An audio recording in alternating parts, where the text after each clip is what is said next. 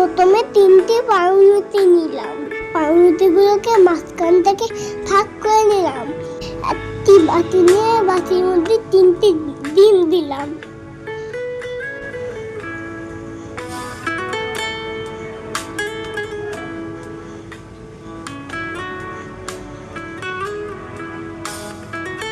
এবারে পরিমাণ মতন লবণ দিলাম, গোলমরিচ গুঁড়ো দিলাম, লঙ্কা গুঁড়ো দিলাম, হলুদ গুঁড়ো দিলাম।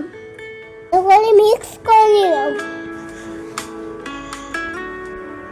পেঁয়াজ দিলাম, নরম কুচি দিলাম, ভালো মিক্স করে নিলাম।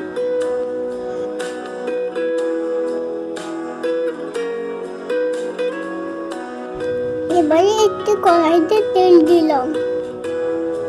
ডিমের পাউরুটিগুলো বুলিয়ে কড়াইতে ছেড়ে দিলাম।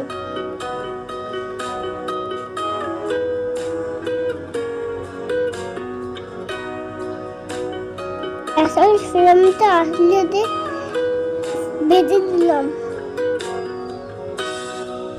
দুবার উল্টে পাল্টে নিলে রেসিপিটা রেডি। খুবই সহজ একটি রেসিপি। আপনার হাতে যদি 10 মিনিট সময় থাকে তাহলে এটা ট্রাই করবেন।